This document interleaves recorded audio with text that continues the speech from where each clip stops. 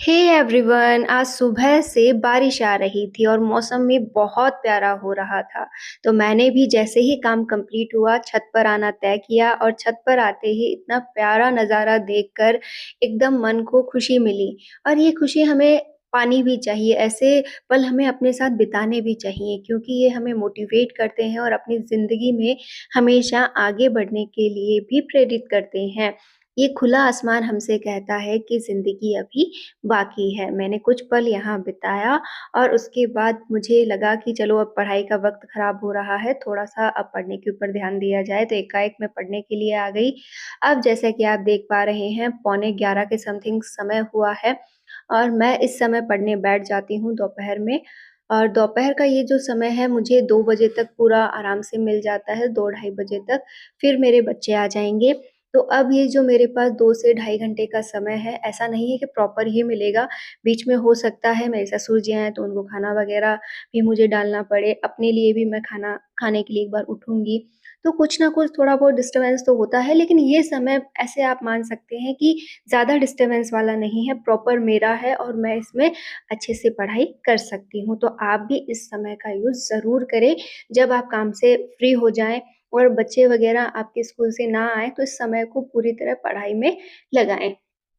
इसके जस्ट बाद जैसे कि आप जानते हैं कि मैं यहाँ पर पुराने टॉपिक रिवाइज़ कर रही हूँ और हमें जब भी पढ़ने बैठें, पहले पुराने टॉपिक्स रिवाइज़ करने चाहिए। चाहे एक छोटा-सा टॉपिक लीजिए, उसे स्पीडली पढ़ लीजिए और माइंड को प्रेशर दीजिए कि उसे क्या याद है। और इससे माइंड क्या होगा, एक्टिव हो जाएगा और हमें भी आगे पढ़ने में इंटरेस्ट आने लगेगा कि हाँ, चलो पढ़ा हुआ याद है, तो अब नया तैयार करने के लिए हम तैयार हैं। और इस तरीके से मैंने इस पुराने एक टॉपिक की रीडिंग लगाई है जो मैंने कल पढ़ा था और ये टॉपिक मुझे अब बहुत अच्छे से आने लगा है। इसकी प्रैक्टिस जो है वो मैं रात को करने वाली हूँ। फ़िलहाल अब मैं नया टॉपिक पढ़ने के लिए बिल्कुल तैयार हूँ और आज का टॉपिक मैंने जो चुना है वो मेरे सब्जेक्ट यानी कि केमिस्ट्री का है और केमिस्ट्री के इस टॉपिक को मैं आज कंप्लीट करने का पूरा प्लान बनाए हुए हूँ। तो चे देखते हैं ये टॉपिक कैसे क्या कंप्लीट होगा। कुल मिलाकर मैं अपनी स्टडी के लिए आपको जैसा कह रही हूँ कि 8 घंटे मिनिमम निकालना तय कर रखा है।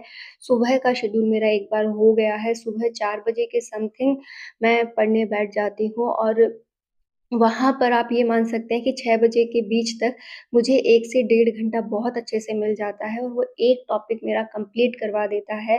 अगर आपको भी टॉपिक कंप्लीट करने में काफ़ी समय लगता है, बहुत धीरे आप पढ़ पाते हैं, तो आप कमेंट कीजिएगा, मैं उस पर भी एक पूरा वीडियो बना दूँगी कि कैसे आप बहुत स्पीडली अच्छे से पढ़ सकते हैं। देखिए, मेहनत तो उसमें भी आप ही की लगेगी, लेकिन जो तरीका है, वो मैं ज़रूर आपके साथ शेयर करूँगी कि आप अपनी स्पीड को कैसे बढ़ाएँ, कैसे अपने फ़ोकस को और अधिक डेवलप करें। फ़िलहाल मैंने इन दिनों मतलब इस टॉपिक पर बहुत काम कर लिया है, मेरी स्पीड अब काफ़ी अच्छी हो गई है, मैं टॉपिक को जल्दी कवर कर पाती हूँ। उम्मीद है आप भी पढ़ाई में बहुत मन लगाकर मेहनत कर रहे हैं और जितने भी आप पढ़ रहे हैं वो आपको अच्छे से लर्न भी हो पा रहा है। अगर भूल भी रहे हो तो एक बार ज़रूर बताना कि आप में कहाँ कमी रही। हम कमेंट्स में के ज़रिए अपनी कमियों को दूर कर सकते हैं। हम वो टॉपिक शेयर कर सकते हैं जो कि हमें आगे बढ़ा सकते हैं। तो मैंने आज के आपको 2 टॉपिक्स दिए हैं। पहला कि यदि आप भूलते हैं तो बताइएगा, उसमें भी मैं आपकी शायद मदद करूँ कि हाँ, मेरी बताई हुई ट्रिक्स आपकी इतनी मदद कर सके कि आपको याद रहने लगे, आप प्रॉपरली पढ़ा हुआ फ़ोकस के साथ लर्न कर पाएँ। इसी के साथ-साथ मेरा आज का जो शेड्यूल था उस पर मैं अब तक तो खरी चल रही हूँ कि चलो सुबह का अच्छा-सा 1 डेढ़ घंटे की पढ़ाई हो गई है और फिर सुबह 6 बजे से लेकर 11 बजे तक मेरा अच्छे से घर के काम वग़ैरह हो गए हैं और अब मैंने एकाएक एक टॉपिक भी तैयार कर लिया है और दोपहर का 1 बजे के समथिंग का समय है। अब मेरे पास जो टॉपिक मैंने पढ़ा था उसको मैंने समराइज़ किया है और इसे एक पेज पर मैंने शॉर्ट नोट्स के रूप में लिखा है। अब मैं इन पॉइंट्स को रिवाइज़ कर रही हूँ कि आखिर मैंने जो पढ़ा वहाँ पर इम्पोर्टेंट क्या था, उसे मुझे बार-बार रिकॉल करना है, ताकि उस टॉपिक पर मेरी पकड़ बन सके। देखिए, ये काम आप भी ज़रूर करें, एक टॉपिक को अच्छे से पढ़ने के बाद उसे नेक्स्ट डे एक बार फिर से वक़्त दें, अच्छे से पढ़ें और शॉर्ट नोट्स ज़रूर बनाएँ। शॉर्ट नोट्स से मतलब होता है कि एक ऐसा मैप जिसमें 1 पेज या डेढ़ पेज के अंदर आपकी उस टॉपिक की थ्योरी आ जाए और जब आप उस थ्योरी को बार-बार पढ़ते हैं, उसे रिवाइज़ करते हैं, इम्पोर्टेंट पॉइंट्स आपकी नज़रों के सामने बार-बार आते हैं, तो उस टॉपिक को आपको ऐसा लगता है कि मात्र इतना छोटा ही तो था, 1 पेज मात्र का टॉपिक था और मैंने इसे इतने दिनों से बर्डन बना रखा था। एक बार आप मेहनत करना ज़रूर स्टार्ट करें। फिर वही बात कि मन थोड़ी ना काबू में रहता है, तो मैंने फिर सोचा कि चलो अब बच्चे आने ही वाले हैं, 2 बजे के समथिंग का समय हो गया है, एक बार छत का आनंद और लिया जाए, एक बार आस-पास और देखा जाए। तो इधर जो घर हैं वो मेरे ही परिवार के हैं, तो मुझे थोड़ा बहुत इधर घूँघट करना होता है, तो मैं इधर ऐसे ही झाँक रही थी थोड़ा-सा, तो मैंने घूँघट निकाला, देखा नीचे सब लोग क्या कर रहे हैं, सभी बारिश की वजह से अपने घर में थे और कोई बाहर भी था तो बस बैठा था, देख रहा था, मौसम को निहार रहा था। तो मैंने भी देख लिया सभी को और उसके बाद अपनी छत पर मौसम का आनंद लेने लगी, थोड़ा-सा इधर-उधर देखने लगी। तो सभी ये जो चीज़ें हैं हमें एन्जॉय करने के लिए मतलब मिलता है ये वक़्त और मिलना भी चाहिए और आप अगर नहीं निकालते हैं तो ज़रूर निकाला करें क्योंकि इसके बिना हमें हमारी ज़िंदगी अधूरी-सी लगती है, लगता है कुछ रुक सा गया है, ऐसा लगता है कि चलो ज़िंदगी है ना मतलब अब अपने लायक नहीं रही। तो इसको ऐसा मत फ़ील करवाइए, आप अपनी लाइफ़ को एन्जॉय ज़रूर किया कीजिए, नहीं एक वक़्त के बाद केवल पछतावा रह जाएगा कि हमने तो हमारी लाइफ़ को कभी एन्जॉय ही नहीं किया, कुछ पल अपने साथ बिताए ही नहीं।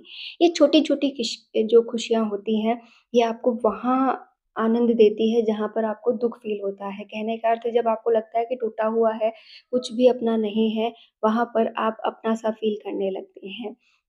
छत से आज इतना लगाव हो गया था कि सोचा खुली-खुली हवा है, यहीं सीढ़ियों में बैठ कर के थोड़ी और पढ़ाई कर ली जाए और अपने टॉपिक को कंप्लीट करने का यहीं पर सोचा। एक छोटा-सा टॉपिक मैंने लिया है, यहाँ पर आप ये मानकर चलें कि शाम के 4 बजे के समथिंग का समय है, तो मैं अपने बच्चों का जो भी बीच में समय मैंने यूज़ किया कि वो स्कूल से आए, उन्हें थोड़ा नाश्ता-पानी सा करवाया मैंने और उनको थोड़ा-सा मतलब खेलने के लिए छोड़ा है।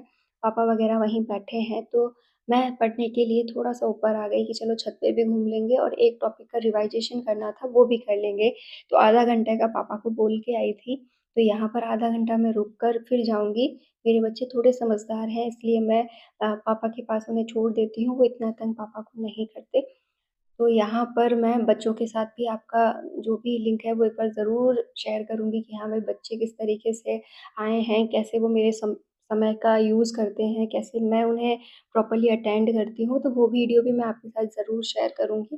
फ़िलहाल मैं इन दिनों आपसे वो बातें शेयर कर रही हूँ, जैसा कि मैं रोज़ बोलती आई हूँ कि पढ़ो, ये करो, वो करो। आपको लगता था मैम तो बस ऐसे ही बोलते रहते हैं, खुद भी कुछ करते हैं या नहीं करते। तो आज से मैंने कुछ वीडियोज़ तक मैं आपको ये दिखाऊँगी कि मैं कैसे अपनी लाइफ़ को जी रही हूँ, कैसे अपने लिए समय निकाल रही हूँ, कैसे अपने हर पल को पूरे मन मुताबिक जी रही हूँ। ये शेयर करना ज़रूरी था ताकि आप भी अपनी लाइफ़ से प्यार करें, अपने आप को पूरी तरह से अ, एन्जॉय करने दें कि हाँ, जो वक़्त है मेरा है, अपने लक्ष्य के प्रति समर्पित होने दें। यहाँ पर थोड़ा बहुत आप भी ये सोच सकते हैं कि वक़्त है, बिल्कुल तो मेरे पक्ष में नहीं आएगा लेकिन एकाएक ये मेरे पक्ष में ज़रूर आ जाएगा। इसे आप ही अपने पक्ष में ला सकते हैं, आप ही उम्मीद जता सकते हैं कि वक़्त है मैं ज़रूर बदल लूँगी और मैंने भी वही किया है, अपने वक़्त को अपने अनुसार ढालने का। देखिए यहाँ पर शाम के वक़्त को मैं इसी तरीके से एन्जॉय करती हूँ। आप में से बहुत से व्यूअर्स ने पूछा था कि मैम आपकी सास नहीं है क्या? मैंने पहले भी बताया है मेरी सास नहीं है। हम 5 लोगों की फ़ैमिली है, मैं, मेरे हस्बैंड, मेरे 2 बच्चे और मेरे ससुर जी, तो हम 5 लोग हैं घर में। तो आप आराम से सोच सकते हैं कि मेरे पास कोई नहीं रहता है दिन में बोलने के लिए और अपने काम को मतलब मैं किसी से शेयर करूँ तो वो पर्सन मेरे पास नहीं है। मैं केवल अपने मन मुताबिक जो भी काम है वो करके अपने बच्चों को अच्छे से समय देते हुए, अपने घर को सँवारते हुए, जितना भी समय मुझे मिलता है पढ़ाई को समर्पित करती हूँ, सोचती हूँ कि ये वो सहारा है जिससे कि ज़िंदगी बहुत अच्छी हो सकती है, ज़िंदगी को इससे इतना मिल सकता है कि आप यकीन नहीं कर सकते। तो आप भी कुछ ऐसा ही सहारा ज़रूर ढूँढें क्योंकि ये बेज़ुबान किताबें हमारे ज़िंदगी को प्यार से भर देती हैं, लेकिन कई बार हम उन जीवित लोगों से भी अगर मिल रहे होते हैं, तो फिर भी हमें ऐसा लगता है कि हम निर्जीवों से मिले हों। बात अगर बुरी लगी हो तो मैं माफ़ी चाहूँगी, लेकिन कई बार ऐसा लगता है कि जब हम दूसरे लोगों से मिलते हैं, तो ज़िंदगी बहुत उलझन भरी सी लगने लगती है। अब ये वाला जो टॉपिक मैंने आपके अभी शेयर कर रही हूँ, इस समय मैंने रात का टॉपिक शेयर किया है। रात को 9 बजे के समथिंग मेरा जैसे ही काम कंप्लीट होता है, मैं पढ़ने बैठती हूँ। बच्चे वग़ैरह मैं 9 बजे तक सुला चुकी होती हूँ कि हाँ, बच्चों को सुलाया है 9 बजे के समथिंग और फिर मैं पढ़ने बैठी। 9 के साढ़े 9 भी होते हैं, ऐसा कुछ फ़िक्स नहीं है और साढ़े 9 के 10 भी होते हैं, लेकिन 10 से ऊपर नहीं। यहाँ मुझे 1 से डेढ़ घंटे का समय जो मिलता है, इसमें भी मैं एक टॉपिक जो भी मेरा था बचा हुआ उसे पूरा करती हूँ या फिर कोई छोटा टॉपिक जो मुझे पढ़ना होता है उसे पढ़ती हूँ और 11 बजे तक सोने की पूरी कोशिश करती हूँ कि टॉपिक जितना भी है पूरा हो जाए या फिर कई बार मुझे प्रैक्टिस करनी होती है तो मैं यहाँ प्रैक्टिस भी करती हूँ। तो जल्द से जल्द अपने टॉपिक्स को पूरा करते हुए और अपने लिए यहाँ पर वक़्त को शेयर करते हुए कि हाँ, चलो आज अच्छा किया था, कल इससे बेटर करना है, ये सोच-विचार करने के बाद मैं कल का पूरा जो शेड्यूल होता है, इसे मैं राइट डाउन करती हूँ। देखिए, रफ़ली आप भी ज़रूर करें कि कल मुझे क्या करना है। जैसे सुबह जल्दी उठ कर के मैं ये टॉपिक पढ़ लूँगी, ये पूरा हो जाना चाहिए। दोपहर में मुझे समय मिला तो मैं फिर से पढ़ लूँगी। इसी प्रकार शाम को मिला तो मैं ये कर लूँगी। मतलब एक कच्चा चिट्ठा अपन लिखते हैं ना, कच्चा एक रूपरेखा सी बनाते हैं, वैसे बनाकर छोड़ दीजिए। आप उसमें से कितने अपने लिए कंप्लीट कर पाए, ये आप नेक्स्ट डे ज़रूर देखें। हो सकता है कि आप बिल्कुल नहीं कर पा रहे थे, लेकिन आपके ऊपर जब ये लिखावट का प्रेशर रहेगा, याद रहेगा कि इस पे टिक मार्क भी करना है, तो आप अपने आप को पूरी तरह समर्पित कर पाएँगे और एक टॉपिक तो ज़रूर तैयार होगा। वो कि बिल्कुल नहीं हो रहा था, फिर भी कुछ हुआ, ये बेटर ही तो है। धीरे-धीरे आप पूरी तरह से इन सभी टॉपिक्स पर काम करने लगेंगे और एक दिन अपने लक्ष्य की ओर बढ़ जाएँगे। इसी उम्मीद के साथ कि ये छोटे-छोटे जो मैं आपके साथ वीडियोज़ शेयर कर रही हूँ, ये आपकी लाइफ़ को मोटिवेट करेंगे, आपको नई दिशा देंगे और फिर भी आपको ऐसा लगता है कि कोई कमी है, कोई बात है, तो आप कमेंट कर सकते हैं। मैं आपकी हर एक कमेंट का जवाब ज़रूर दूँगी। All the best.